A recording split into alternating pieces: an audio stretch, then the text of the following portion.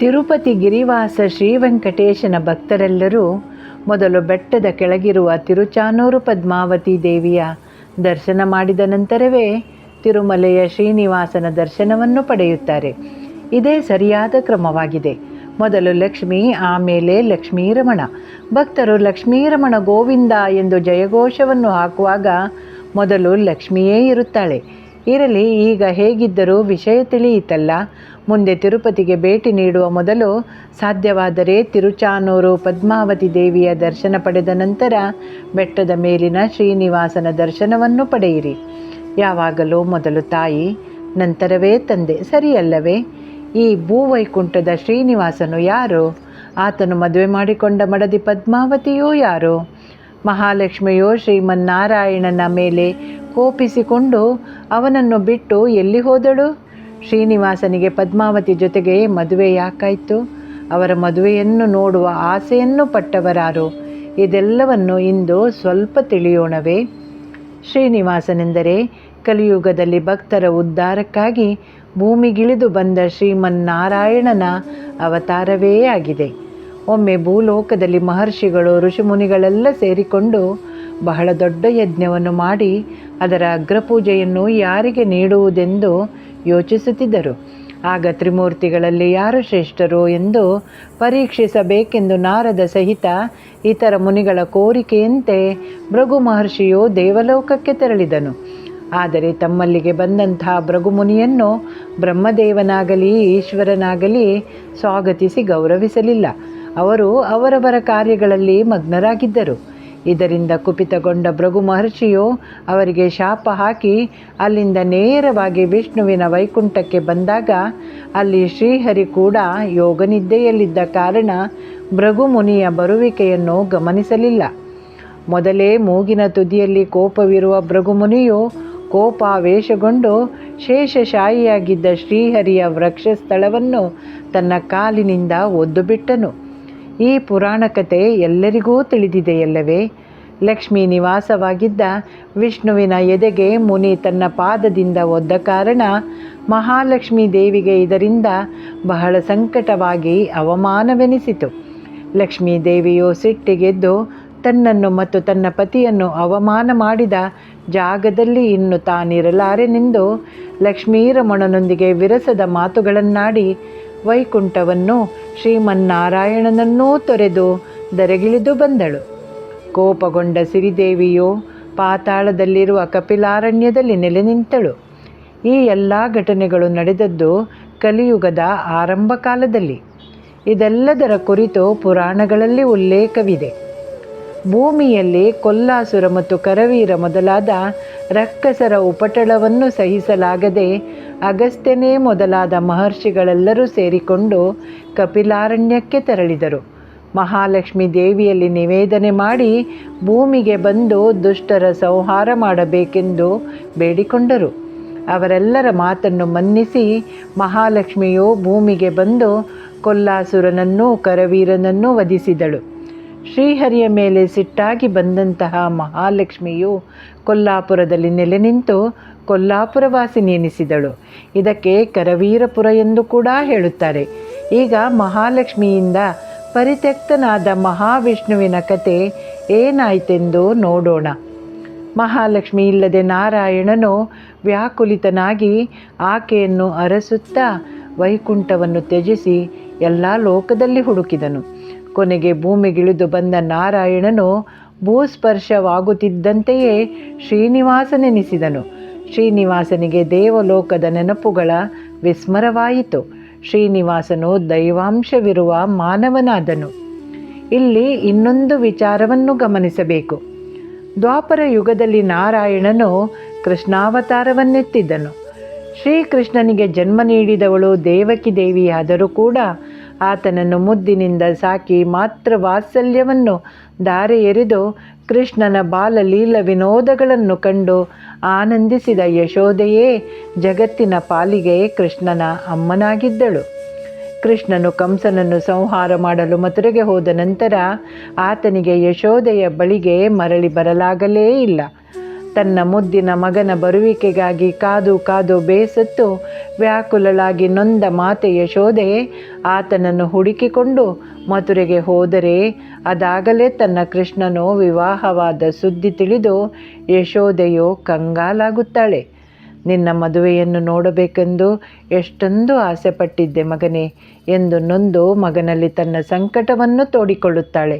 ಆಗ ನೊಂದ ಮಾತೆ ಯಶೋದೆಯನ್ನು ಸಂತೈಸುತ್ತಾ ಕೃಷ್ಣನು ಹೀಗೆಂದು ಅವಳಿಗೆ ಮಾತು ಕೊಡುತ್ತಾನೆ. ಅಮ್ಮ, ಚಿಂತೆ ಬಿಡು. ನಾನು ಕಲಿಯುಗದಲ್ಲಿ ಶ್ರೀನಿವಾಸನಾಗಿ ಭೂಮಿಗೆ ಅವತರಿಸಲಿಕ್ಕಿದೆ. ಆಗಲೂ ನೀನು ನನ್ನ ತಾಯಿ ಬಕುಳಾದೇವಿಯಾಗಿ ಇರುವೆಯಂತೆ. ಆಗ ನೀನೇ ಮುಂದೆ ನಿಂತು ನನ್ನ ಮದುವೆಯನ್ನು ಮಾಡಿಸಿಬಿಡು. ನನ್ನ ಮದುವೆಯ ಸಂಪೂರ್ಣ ಜವಾಬ್ದಾರಿಯೂ ನಿನ್ನದು. ನಿನಗೆ ನನ್ನ ಮದುವೆಯನ್ನು ನೋಡಬೇಕೆಂಬ ಆಸೆಯಿಲ್ಲವೇ? 3 ಲೋಕಗಳಲ್ಲಿ ಯಾರೂ ಇದುವರೆಗೆ ಮಾಡದಂತಹ, ಮುಂದೆ ಮಾಡಲಾಗದಂತಹ ಶ್ರೀನಿವಾಸನ ಮದುವೆಯ ವೈಭವವನ್ನು ಕಂಡು ನೀನು ಸಂಭ್ರಮಿಸುವೆಯಂತೆ ಎಂದು ನುಡಿದ ಹಾಗೆ ಕಲಿಯುಗದಲ್ಲಿ ನಾರಾಯಣನು ಶ್ರೀನಿವಾಸನಾಗಿ ಬಂದಾಗ ಯಶೋದೆಯು ಬಕುಳಾದೇವಿಯಾಗಿ ಶ್ರೀನಿವಾಸನ ತಾಯಿಯಾಗಿ ಬಂದಳು. ಈಗ ಪದ್ಮಾವತಿಯ ವಿಷಯಕ್ಕೆ ಬರೋಣ. ಜನಕರಾಜನಿಗೆ ಭೂಮಿಯಲ್ಲಿ ಸೀತೆಯು ದೊರೆತಂತೆ ಸಂತಾನ ಭಾಗ್ಯವಿರದ ಆಕಾಶರಾಜ ಮತ್ತು ಧರಣೀ ದೇವಿ ದಂಪತಿಗಳಿಗೆ ಪದ್ಮ ಸರೋವರದಲ್ಲಿ ಚಿನ್ನದ ತಾವರೆಯೊಳಗೆ ಮಹಾಲಕ್ಷ್ಮಿ ಅಂಶದಿಂದ ಕೂಡಿದ ಹೆಣ್ಣು ಮಗುವಾಗಿ ಪದ್ಮಾವತಿ ದೊರಕಿದ್ದಳು. ತಾವರೆಗೆ ಪದ್ಮ ಎಂದೆನ್ನುತ್ತಾರೆ. ಆದ್ದರಿಂದ ಆಕೆಗೆ ಪದ್ಮಾವತಿ ಎಂದೇ ಹೆಸರಿಟ್ಟರು. ಅಪೂರ್ವ ಸುಂದರಿಯಾಗಿದ್ದ ಪದ್ಮಾವತಿ ದೇವಿಯು ತಾಯಿ ತಂದೆಯರ ಮುದ್ದಿನ ಕಣ್ಮಣಿಯಾಗಿ ಬೆಳೆದಳು. ಪದ್ಮಾವತಿಯು ಸುರಸುಂದರಿಯಾಗಿ ಯೌವನಕ್ಕೆ ಕಾಲಿಡಲು ಯೋಗವಶಾತ್ ಕಾಡಿನಲ್ಲಿ ಶ್ರೀನಿವಾಸ ಮತ್ತು ಪದ್ಮಾವತಿಯರ ಪರಸ್ಪರ ಭೇಟಿಯಾಯಿತು. ಆನೆಯೊಂದು ಪದ್ಮಾವತಿಯನ್ನು ಅಟ್ಟಿಸಿಕೊಂಡು ಬರಲು ಶ್ರೀನಿವಾಸನು ಆಕೆಯನ್ನು ಆನೆಯಿಂದ ಕಾಪಾಡುತ್ತಾನೆ. ದೈವ ಸಂಕಲ್ಪದಂತೆ ಅವರಿಬ್ಬರ ಆಕಸ್ಮಿಕ ಭೇಟಿಯು ಪ್ರೇಮದಲ್ಲಿ ಪರಿವರ್ತನೆಗೊಂಡಿತು. ಈ ಪದ್ಮಾವತಿ ಯಾರು ಎಂಬುದನ್ನು ಸ್ವಲ್ಪ ನೋಡೋಣವೇ? ತ್ರೇತಾಯುಗದಲ್ಲಿ, ಅಂದರೆ ರಾಮಾಯಣದ ಕಾಲದಲ್ಲಿ, ಕುಶಧ್ವನು ಎಂಬ ಪರಮ ಹರಿಭಕ್ತನಿಗೆ ಮಹಾಲಕ್ಷ್ಮಿಯ ಅಂಶದಿಂದ ವೇದಾವತಿಯು ಮಗಳಾಗಿ ಜನಿಸಿದಳು. ಲಕ್ಷ್ಮಿಯ ಅಂಶವಾಗಿದ್ದ ಕಾರಣ ಆಕೆ ಬಹಳ ಚೆಲುವೆಯಾಗಿದ್ದಳು. ತನಗೆ ಶ್ರೀಹರಿಯೇ ಪತಿಯಾಗಬೇಕೆಂದು ಹಿಮಾಲಯಕ್ಕೆ ಹೋಗಿ ತಪಸ್ಸು ಮಾಡಿದಳು. ಆಕೆ ತಪಸ್ಸು ಮಾಡುತ್ತಿರುವ ಸಮಯದಲ್ಲಿ ಒಮ್ಮೆ ಆ ದಾರಿಯಾಗಿ ಪುಷ್ಪಕ ವಿಮಾನದಲ್ಲಿ ಹೋಗುತ್ತಿದ್ದ ದಶಕಂಠ ರಾವಣನ ಕೆಟ್ಟ ಕಾಮುಕ ದೃಷ್ಟಿಯು ಅವಳ ಮೇಲೆ ಬಿತ್ತು. ಆಕೆಯ ಬಳಿಗೆ ರಾವಣನು ಬರುತ್ತಿದ್ದಂತೆ ಆಕೆಯು ಆತನ ಕೈಗೆ ಸಿಗದೆ ಕೂಡಲೇ ಅಗ್ನಿ ಪ್ರವೇಶ ಮಾಡಿಬಿಡುತ್ತಾಳೆ. ಅಗ್ನಿದೇವನು ವೇದಾವತಿಯನ್ನು ತನ್ನಲ್ಲೇ ಇರಿಸಿಕೊಂಡು ಕಾಪಾಡುತ್ತಾನೆ. ಮತ್ತೆ ರಾವಣನು ತನ್ನ ತಂಗಿಯಾದ ಶೂರ್ಪನಖಿಯ ದುಷ್ಟ ಪ್ರೇರಣೆಯಿಂದ ಪ್ರೇರಿತನಾಗಿ ಸೀತೆಯ ಅಪಹರಣ ಮಾಡಲು ಬಂದಾಗ ಲಕ್ಷ್ಮಣನು ಹಾಕಿದ 3 ರೇಖೆಯಲ್ಲಿನ ಒಂದು ರೇಖೆಯಲ್ಲಿ ಅಗ್ನಿದೇವನು ಉಪಸ್ಥಿತನಿದ್ದನು. ರಾವಣನು ಕಪಟಮುನಿಯ ವೇಷದಲ್ಲಿ ಭಿಕ್ಷೆ ಬೇಡಲು ಬಂದಾಗ ಮೊದಲೇ ತನ್ನಲ್ಲಿದ್ದ ವೇದಾವತಿಗೆ ಸೀತೆಯ ರೂಪ ಹಾಗೂ ಆಕೆಯ ಚಿತ್ತದಲ್ಲಿ ಸೀತೆಯ ಚಿಂತನೆ ವಿಚಾರಗಳ ಆವಾಹನೆಯನ್ನು ಮಾಡಿಬಿಡುತ್ತಾನೆ. ಸೀತಾಮಾತೆಯನ್ನು ತನ್ನಲ್ಲಿ ಸುರಕ್ಷಿತವಾಗಿರಿಸಿಕೊಂಡು ವೇದಾವತಿಯನ್ನು ರಾವಣನು ಅಪಹರಿಸುವಂತೆ ಅಗ್ನಿಯು ತಂತ್ರ ಹೆಣೆದನು. ಎಲ್ಲರೂ ವೇದಾವತಿಯನ್ನೇ ನಿಜವಾದ ಸೀತೆಯೆಂದು ನಂಬಿದ್ದರು. ಶ್ರೀರಾಮನು ಅಂಗದ, ಸುಗ್ರೀವ, ಹನುಮಂತನೇ ಮೊದಲಾದ ವಾನರ ಸೇನೆಯೊಂದಿಗೆ ಲಂಕೆಗೆ ಹೋಗಿ ರಾವಣನ ಸಂಹಾರವನ್ನು ಮಾಡಿದನು. ಆಮೇಲೆ ಸೀತೆಯ ಅಗ್ನಿ ಪರೀಕ್ಷೆಯು ನಡೆದ ಸಂದರ್ಭದಲ್ಲಿ 2 ಸೀತೆಯರು ಅಗ್ನಿಯಿಂದ ಹೊರಬಂದರು.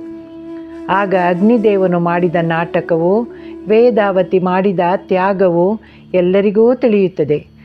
ವೇದಾವತಿಯ ತ್ಯಾಗವನ್ನು ಮೆಚ್ಚಿಕೊಂಡು ಆಕೆಯನ್ನು ಕುರಿತು ಸೀತೆ ಮತ್ತು ಶ್ರೀರಾಮನು, ನಿನಗೆ ಬೇಕಾದ ವರವನ್ನು ಕೇಳೆನ್ನಲು ಶ್ರೀರಾಮಚಂದ್ರನೇ ನನಗೆ ಪತಿಯಾಗಬೇಕೆಂಬ ವರವನ್ನು ಬೇಡಿದಳು. ಅದಕ್ಕೆ ಶ್ರೀರಾಮನು ವೇದಾವತಿಗೆ, ನಾನು ಈಗ ರಾಮಾವತಾರದಲ್ಲಿದ್ದೇನೆ, ಏಕಪತ್ನಿ ವ್ರತಸ್ಥನಾಗಿದ್ದೇನೆ, ಮುಂದೆ ಕಲಿಯುಗದಲ್ಲಿ ನಾನು ಶ್ರೀನಿವಾಸನಾಗಿ ಅವತಾರವನ್ನೆತ್ತಿದಾಗ ನೀನು ಪದ್ಮಾವತಿಯಾಗಿ ನನ್ನನ್ನು ಪತಿಯಾಗಿ ಪಡೆಯುವೆ ಎಂದು ವರವನ್ನು ಅನುಗ್ರಹಿಸಿದನು. ಹೇಳಿದಂತೆ ಅವರಿಬ್ಬರೂ ಕಲಿಯುಗದಲ್ಲಿ ದೇವಾಂಶದಿಂದ ಕೂಡಿದ ಮಾನವ ರೂಪಿಗಳಾಗಿ ಅವತರಿಸುತ್ತಾರೆ. ವನವೊಂದರಲ್ಲಿ ಅಕಸ್ಮಾತ್ ಭೇಟಿಯಾಗಿ ಪರಸ್ಪರ ಪರಿಚಯವಿರದಿದ್ದರೂ ಶ್ರೀನಿವಾಸ ಪದ್ಮಾವತಿ ಇಬ್ಬರಲ್ಲೂ ಏಕಕಾಲದಲ್ಲಿ ಪ್ರೇಮಭಾವ ಮೂಡಿತು. ರಾಜಕುಮಾರಿ ಪದ್ಮಾವತಿಯ ಮನದೊಳಗೆ ಶ್ರೀನಿವಾಸನೇ ತುಂಬಿಕೊಂಡನು. ಇತ್ತ ಪದ್ಮಾವತಿಯ ಪ್ರೇಮದಲ್ಲಿ ಸಿಲುಕಿದ ಶ್ರೀನಿವಾಸನು ತಾಯಿಯಾದ ಬಕುಳಾದೇವಿಯಲ್ಲಿ ತನ್ನ ಮನದಾಳವನ್ನು ಹರುಹಿದನು. ಪದ್ಮಾವತಿ ಇಲ್ಲದೆ ತನ್ನ ಬಾಳಿಗೆ ಅರ್ಥವಿಲ್ಲ. ತಾನು ಮದುವೆಯಾಗುವುದಾದರೆ ಪದ್ಮಾವತಿಯನ್ನು, ಇಲ್ಲವಾದಲ್ಲಿ ತನಗೆ ಮದುವೆಯೇ ಬೇಡ ಎಂದು ತಾಯಿ ಬಕುಳಾದೇವಿಯಲ್ಲಿ ತನ್ನ ಮನೋನಿರ್ಧಾರವನ್ನು ತಿಳಿಸಿದನು. ಆಗ ಬಕುಳಾ ಮಾತೆ ಮಗನಿಗೆ ಹೀಗೆನ್ನುತ್ತಾಳೆ, ಮಗನೇ, ಪದ್ಮಾವತಿಯೋ ರಾಜಕುಮಾರಿ, ಅವರೆಲ್ಲಿ ನಾವೆಲ್ಲಿ? ಈ ನಂಟಸ್ತಿಕೆ ಹೊಂದಿಕೆಯಾಗದು ಕಣೋ ಶ್ರೀನಿವಾಸ ಎಂದರೆ, ಅಮ್ಮ, ಅದರ ಚಿಂತೆ ನನಗಿರಲಿ. ನೀನು ಕನ್ಯಾರ್ಥಿಯಾಗಿ ಹೋಗಿ ಮದುವೆಯನ್ನು ಗಟ್ಟಿ ಮಾಡಿಕೊಂಡು ಬಾ ಎಂದು ಶ್ರೀನಿವಾಸನು ಹೇಳಿದಂತೆ ಬಕುಳಾದೇವಿ ಹಾಗೆಯೇ ಮಾಡಿದಳು.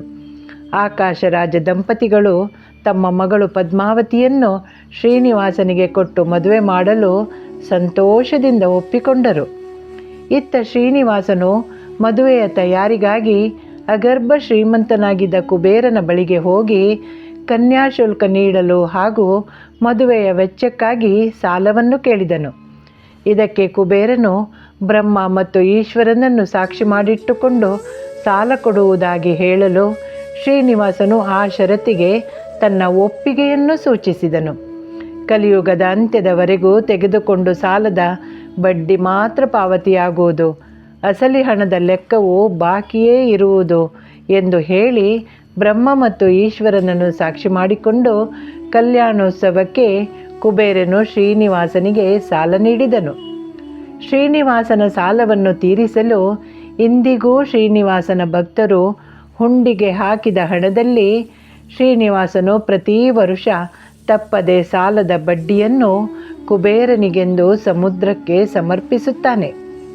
ಶ್ರೀನಿವಾಸ ಪದ್ಮಾವತಿಯರ ಕಲ್ಯಾಣ ಮಹೋತ್ಸವವು ಹಿಂದೆಂದೂ ನಡೆಯದಂತೆ ಮುಂದೆಂದೂ ನಡೆಯಲಾರದಷ್ಟು ಸಂಭ್ರಮದಿಂದ 11 ದಿವಸಗಳ ಕಾಲ ವೈಭವದಿಂದ ನೆರವೇರಿತು. ಇಂತಹ ವೈಭವದ ಮದುವೆಯನ್ನು ಈವರೆಗೂ ಯಾರಿಂದಲೂ ಮಾಡಲಾಗಲಿಲ್ಲ. ಬಕುಳಾದೇವಿಯು ತನ್ನ ಮಗನಾದ ಶ್ರೀನಿವಾಸನ ಕಲ್ಯಾಣವನ್ನು ಕಣ್ತುಂಬ ನೋಡಿ ಆನಂದಿಸಿ ಸಂಭ್ರಮಿಸಿದಳು. ದ್ವಾಪರ ಯುಗದಲ್ಲಿ ಶ್ರೀಕೃಷ್ಣನು ಮಾತೆಯ ಯಶೋದೆಗೆ ಕೊಟ್ಟಂತಹ ಮಾತು ಈಡೇರಿತು. ಮಗನ ಮದುವೆಯನ್ನು ನೋಡುವ ತಾಯಿಯ ಆಸೆಯೂ ಪೂರ್ಣಗೊಂಡಿತು. ಶ್ರೀರಾಮನು ವೇದಾವತಿಗೆ ಕೊಟ್ಟ ಮಾತು ಕೂಡ ನೆರವೇರಿತು. ಇಂದಿಗೂ ಶ್ರೀಹರಿಯ ಭಕ್ತರು ಶ್ರೀನಿವಾಸ ಮತ್ತು ಪದ್ಮಾವತಿಯರ ವೈಭವದ ಕಲ್ಯಾಣೋತ್ಸವವನ್ನು ಮಾಡಿ ಆನಂದಿಸುತ್ತಾರೆ. ಈ ಕಲಿಯುಗದಲ್ಲಿ ಇವರಿಬ್ಬರ ವಿವಾಹವೇ ಅತ್ಯಂತ ವೈಭವದ ಮದುವೆಯಾಗಿದೆ. ಆತ್ಮೀಯರೇ, ಶ್ರೀನಿವಾಸ ಕಲ್ಯಾಣದ ಹಿಂದಿನ ಕತೆ ನಿಮಗೆ ವೇದ್ಯವಾಯಿತಲ್ಲವೇ? ಹಾಗಾದರೆ ತಡಬೇಕೆ? ನನ್ನ ಕೃಷ್ಣಾರ್ಪಿತಂ ಚಾನಲನ್ನು ಒಂದು ಲೈಕ್ ಕೊಟ್ಟು ಸಬ್ಸ್ಕ್ರೈಬ್ ಮಾಡಿರಿ. ಇನ್ನೂ ಇಂತಹ ಅನೇಕ ಸಂಗತಿಗಳೊಂದಿಗೆ ಮತ್ತೆ ಭೇಟಿಯಾಗೋಣ. ಎಲ್ಲರಿಗೂ ಶುಭವಾಗಲಿ. ಧನ್ಯವಾದಗಳು.